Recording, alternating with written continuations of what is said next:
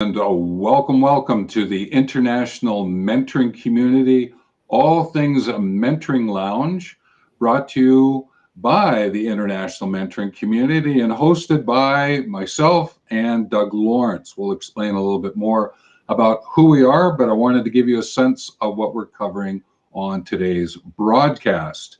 So we're going to be taking a look at the definition that we use at IMC.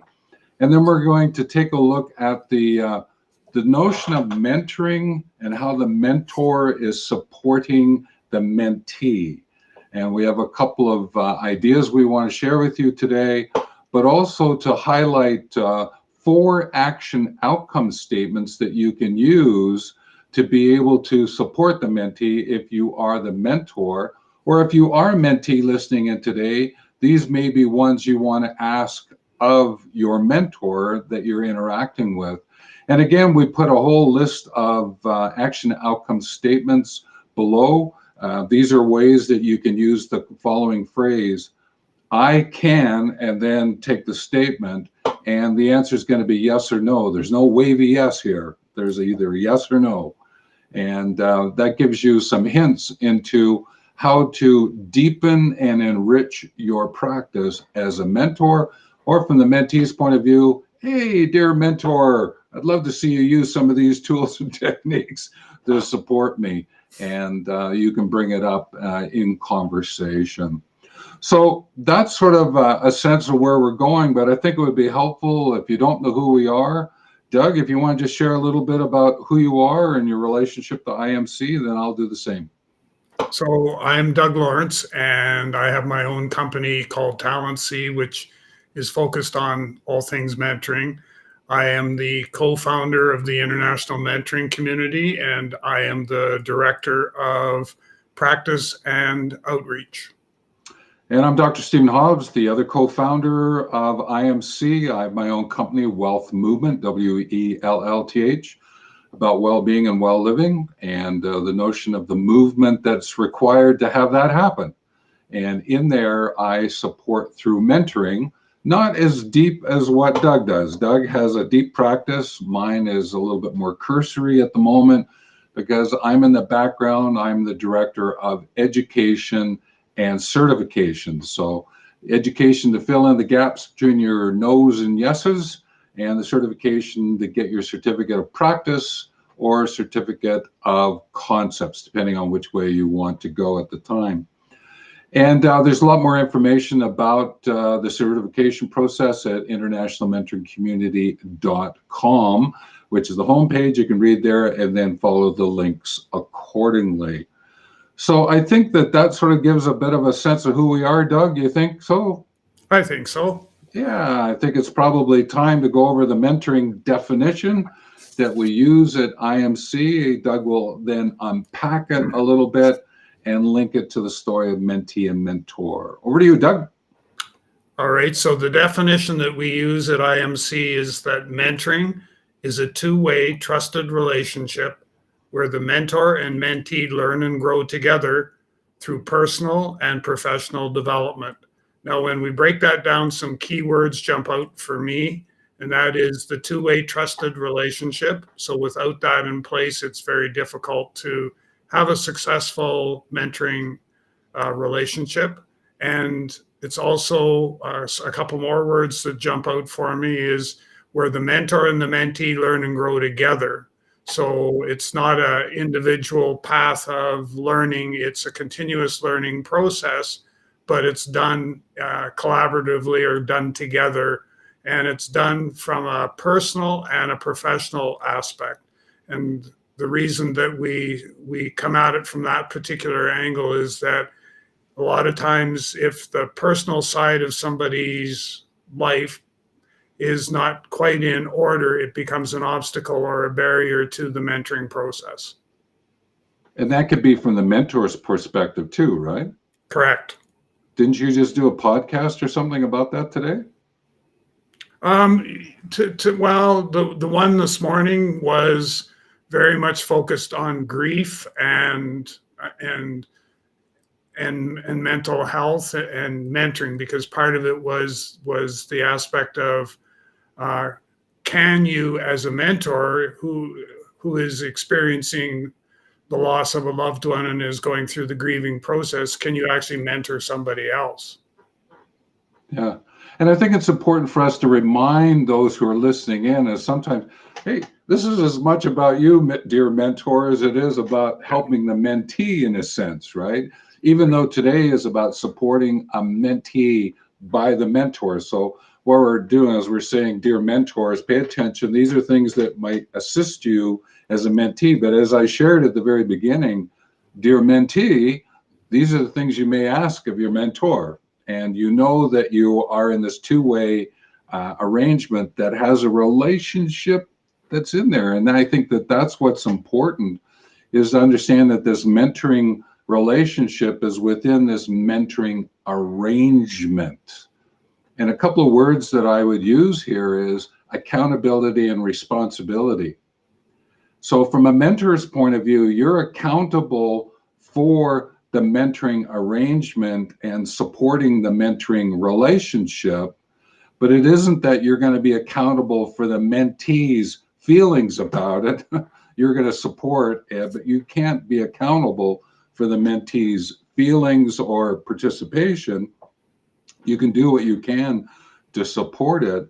You are responsible to do what you say you're going to do. You're responsible to fulfill your action outcomes, ones that we're talking about today, just as you're asking the mentee to be responsible to do the things that they say they're going to do, right? And so it's really important that as a mentor, you're going in to support your mentee, is be very clear about what are you accounting for, right? And what are you responsible to do? And on the other side of that coin is make sure that the mentee is clear about that as well. And sometimes we sort of zip by this accountability, responsibility words, and we just jump in and we start mentoring. And I would encourage you to just sort of go, oh, slow down a little bit.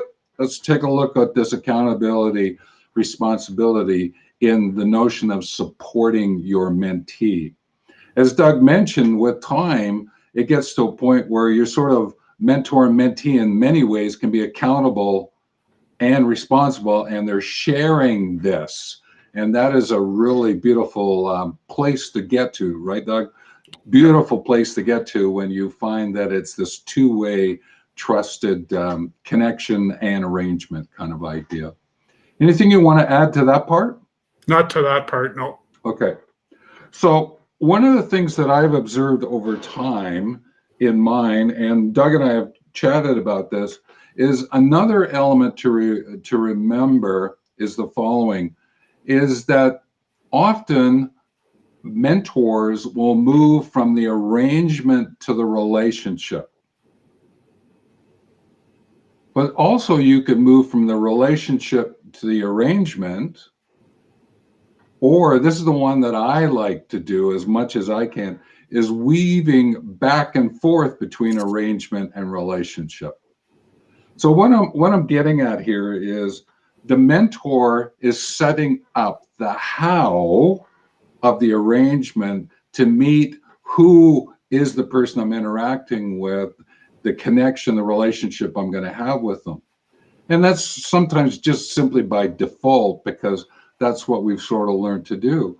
But you might find that it might make more sense to enter in as a mentor through the relationship to support the arrangement, to come in through the who is the person I'm interacting with and get to the how of what we're going to do in our mentoring arrangement. And again, I prefer wherever possible, can I get it to back and forth as quickly as I can. But I think that, Doug, there's a lot of times where because of who you're interacting with, you tend to go from relationship into arrangement, don't you? A little bit more from a mental health, because you got to get to know that person more than try to figure out all the hows that go with it. Would that be fair? Yes, it would be. To just add to that, though, is the aspect of when it comes to the mental health piece is that sometimes the mentee readily volunteers their mental health state or status. And, if you were looking at, okay, how am I going to get this relationship started, because I'm sensing that there are some things that are maybe not quite where they need to be. And then to be basically throwing a curveball, but a good curveball, in that the mentee says, oh, by the way, I've been diagnosed with this or diagnosed with that, and all of a sudden you're going, well, whoa, just wait a minute. I need to kind of figure out, how am I going to manage that piece now as well. Yeah. And what I'm attempting to get to, and because Doug has this deeper practice and he is interacting in this mental health area, is just to put to the foreground, dear mentor, all right, don't go in just thinking there's only one way in. It's sort of like that story of, well, if you're going to fasten something and all you've got is a nail and a hammer, well, hang on a minute. There are different kinds of bolts and nuts and screwdrivers and wrenches and all the other kind of thing that you can use as you're entering in. I'm really hoping that that metaphor is working, is just to get you to be aware that don't keep going in with person A the same as you would go with person B, the same as person C. There are differences, and you've got to understand those. And that's why weaving this back and forth of arrangement and relationship is so important. All right. And that comes with practice. I understand that. So, but the next thing that I'd like to just bring forward is that with supporting a mentee is to pay attention to what might trigger a reaction that prompts some kind of behavior that requires reflection. There are times when you might say something or that you didn't know might actually trigger some kind of a reaction that then prompts that person to say something, and then you've got to reflect, hang on a minute, what just took place? That happened to me yesterday, or at least I thought it did.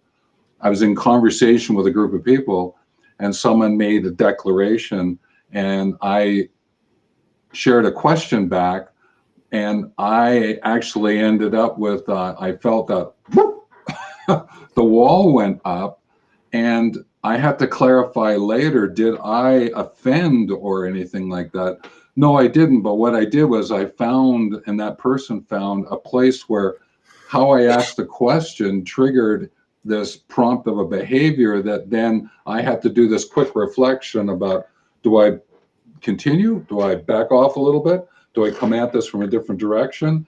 And it was just sort of like a stark reality, knowing we were going to talk about this today. I all of a sudden experienced it yesterday, and I just went, wow, okay.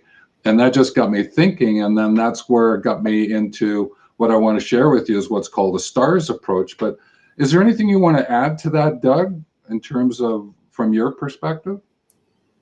What you've done is you've touched on there.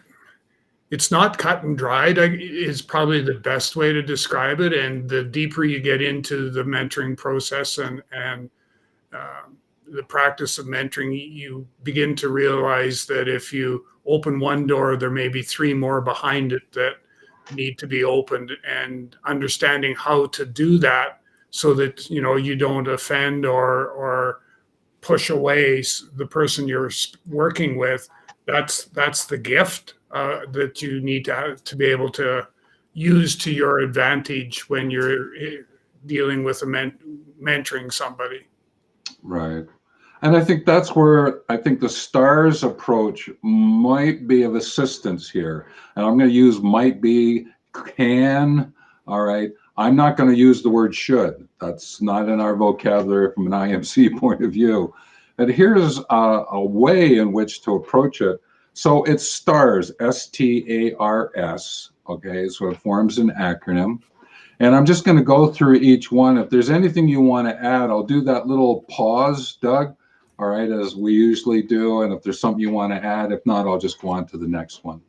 So the first S is about situation. What happened? What's before you?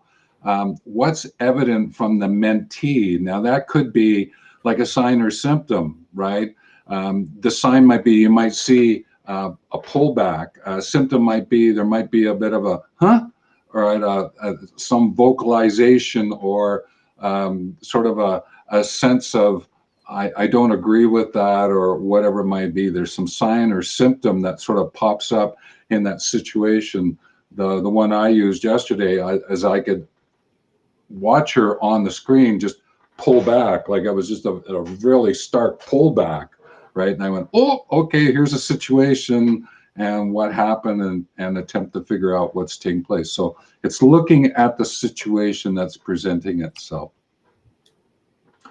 The next thing, the T is for transition because of the reflection. So what transition is going to take place? And I'm using transition to sort of encompass three main ways that you transition. You transact, transform, or transcend. The transact is about in that action, in that moment, is there something I could do to move across to support it? Transform is maybe I have to shift the form of what's taking place, and transcend is I need to go somewhere completely different. So let me use an example here. Maybe I could have entered into a conversation with that person yesterday, just from an action point of view, or I could have shifted the form and said, well, maybe what we'll do is, could we talk about this later? Could we do this, do that? Or transcend is, can we meet at a completely another time? We're going to send this to somewhere else. I went to the transaction component and realized that I'm not going to push. I'm not going to go into shift the form or shift the place kind of idea. I'm just going to acknowledge it and just quietly, sort of myself, let it flow to where it took. And she took it in a way that she wanted to. And so that was the transition because of and figuring it out. Where am I going to go with this?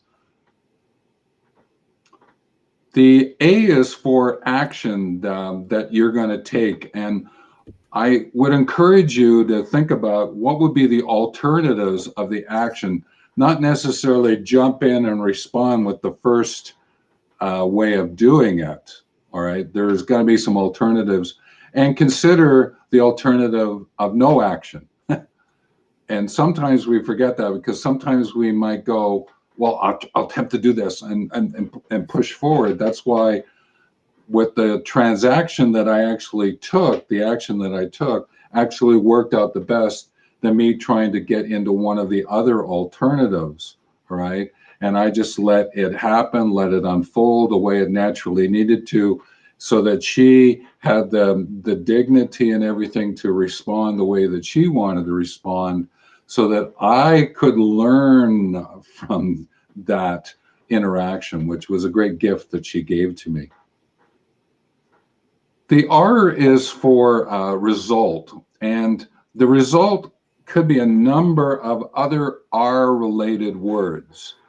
And this is where you start to look at it both from your perspective and the mentee's perspective.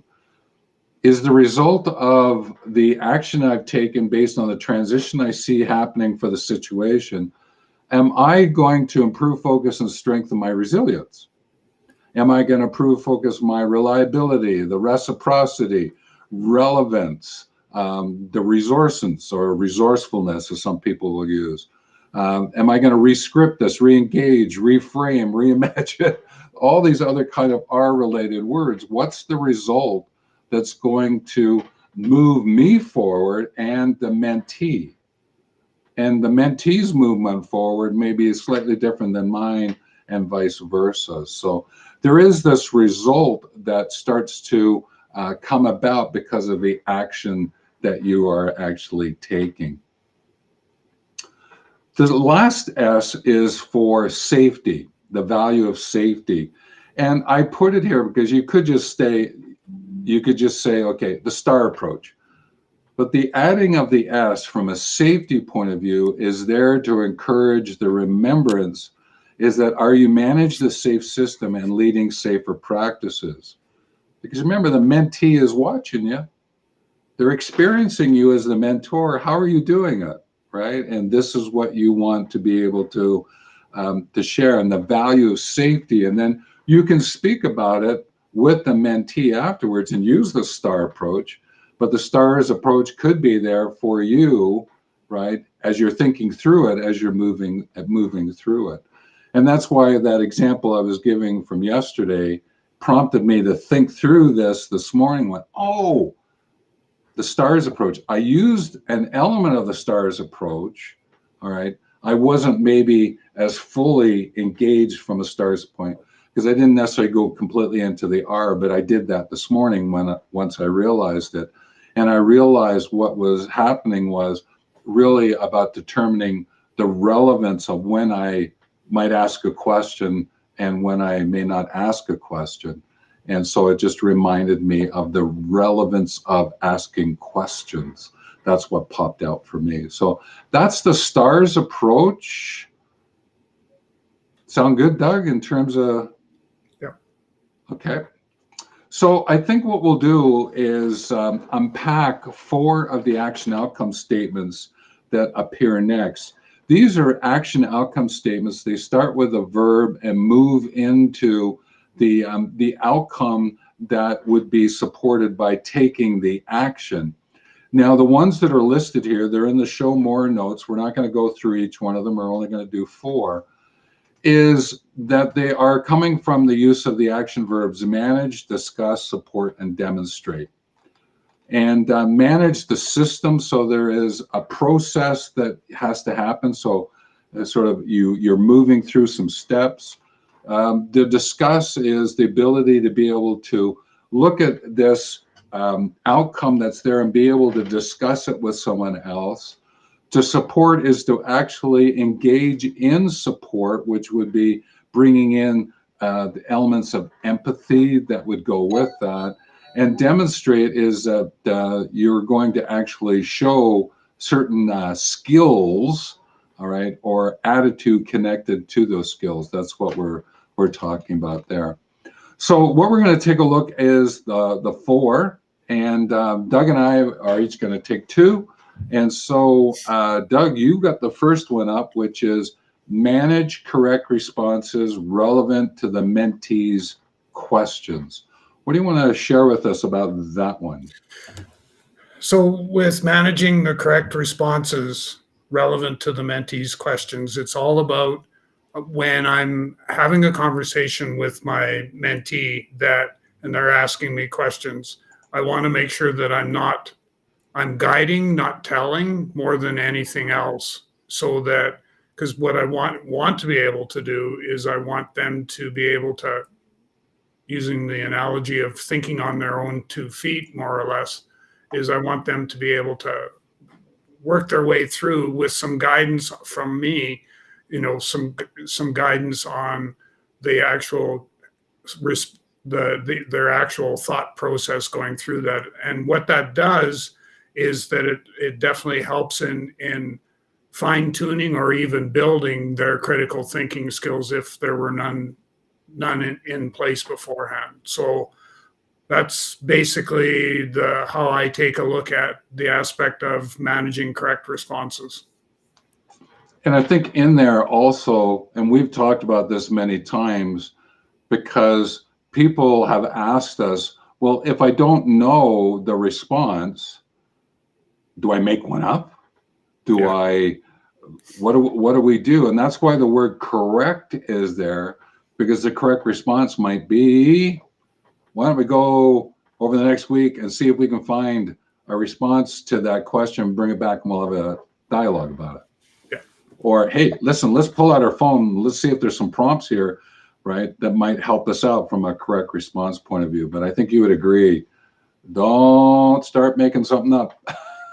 No fluff and bluff. No. Right. Not when you're mentoring and you're supporting the mentee. No. Yeah. So next one we'll take a look at is manage competence development of the mentee. This notion of competence is a confirmation that you have the knowledge, skills, and attitude of a link to the action outcomes that are there. So each of us has capabilities, talents, and gifts that we bring, right, to what's happening. And the competence is to be able to, according to the action that needs to be taken for the outcomes that we're looking for, is we want to confirm, can the person do that? And therefore encourage the continuance of that practice, because that, in a sense, then develops and grows the capacity. Now, it's clear from a mentor point of view is to manage the competence development. That makes sense because that's what you're attempting to do from a mentoring point of view. What we have to be alert to here is to manage the competence development of the mentee. It's not necessarily about the discipline that the mentee is in and looking for and tapping into your lived experience. It's more about, do they know how to ask a great question to get at a correct response? We're looking at developing their confidence and competence and confidence in that area. But we have to be alert is that when we talk about a certificate of practice, this notion of being competent in your practice as a mentor, it's about the mentoring system and processes, not about your competence in the discipline that you're sharing. This is something that we have to be really clear about, because as a mentor, you are not going to then confirm the competence of the mentee other than in areas like, well, you seem to be asking great questions. I can certainly confirm that that's happening, and that's the feed forward that that person is looking for. All right. Anything you want to add to that one, Doug? No. So the next one would be manage the independence of the mentee. This was Doug. So with that particular one, and it comes back to what I had talked about, the correct responses before as well, but what we want to be able to have take place is that we don't want to create a mentee who is going to become dependent upon your responses, your telling them what action they need to take to get a certain result or resolve or outcome. We want to be able to give them the tools that they need to have in order to be able to be comfortable reaching out and taking those steps that they need to in order to come up with what is the desired response that they're looking for. Yeah, and then eventually it might get to being a bit of interdependence, because the mentoring relationship and arrangement is in this two-way, really working well. But you certainly don't want to run down a road of codependence of your mentee on the mentor. If that's starting to happen, I think you really need to take a step back and take a look at what's going on. So, and the other, with the codependence, that can also be male female as well, and you need to definitely be very attuned to the environment or the nature of your relationship that you have. You need to be in tune with everything that's going on around you so that stuff like that doesn't happen. Great. Okay. Well, the fourth one that we wanted to go over was discuss the mentee's use of ethical decision-making practices consistent with the mentee's required outcomes. What we're getting at is that the mentee is entering into this arrangement, and you're supporting the mentee, the relationship you have in this arrangement. They're looking for certain outcomes. They've asked to get together with you to tap into your lived experience, and they have a sense of what they're requiring. They don't have a lot of wiggle room in a sense. There's certain things they request, which has a bit more wiggle room, but there's certain things they've asked to tap into, to have a dialogue with you to get things up and going. And one of the things that you as a mentor want to do is assist the mentee to understand ethical decision making. And there's 7 ethics that are important that they weave into this connection, this relationship, and the arrangement with you. If you can, that's sort of like that assisting them become competent in this ethical decision making, this awareness and use and demonstration of the ethics, which sort of holds together the relationship and the arrangement that's happening. We're going to talk a little bit more about this next week, because ethical decision making is one of the more important tools and techniques as a mentor that we encourage you to learn about and to weave into your practice. So that's we're going to talk a little bit more about that. But this is here for you as a mentor to remember, okay, to support the mentee, are they using ethical decision making in their responses with me, which means are they then going to use it in their responses with the other people? Because there is a ripple effect of the arrangement and connection that you have with your mentee as the mentee goes out and does what the mentee does with what they have learned. But guess what? You as a mentor have a bit of a ripple effect going on in terms of the conversation you have with the next mentee, or even with family and friends, because of what it is that happened with you. So that's the ethical decision making one. We'll talk a little bit more about that next week. Does that sound okay, Doug? Sounds good. Okay. So I think what we are is to a point where we can close down, just to remind us that go through these action outcome statements here. They're written in such a way that you can ask the question, can I manage correct responses relevant to the mentee's questions? The answer will be yes or no. If it's a wavy yes, then that's a no. And therefore, you would go out, get some education, get the knowledge and skills and attitude necessary to turn that yes, wavy yes, that no, that wavy yes into a yes. All right. And you can do it through all of these. And these action outcome statements were here to support you in how you would then support the mentee. It's to get you thinking about your practice as a mentor for the mentoring arrangement and connection that's there. Anything you want to share about those action outcome statements as a whole, Doug, before we go to close? No, I don't. Okay. Okay. So again, go over the STARS approach, go back, listen to that section. You might find that's helpful. And I think that what we'll do here, Doug, is just remind everyone that on Wednesday mornings, Mountain 10 a.m., daylight savings, okay, that we open up the mentoring lounge, the All Things Mentoring Lounge. And you'll find it on the IMC YouTube channel, and the mental health page on Facebook that Doug runs, and also on the Wealth Learning TV channel. It's also published up there as well. So you can join us 10 a.m. on the Wednesday morning. And again, certainly encourage comments and subscribe. I'd love to have you join us, and so that you can hear what we're doing. So with that, as we always do, I'm the one who brings us in to the Mentoring Lounge, and it is Doug who shares something with all of us that takes us out. And once I know that he's done, then I will just say take care, and we'll close off the broadcast. So Doug, over to you. Very simply put this morning, words matter. So with that, folks,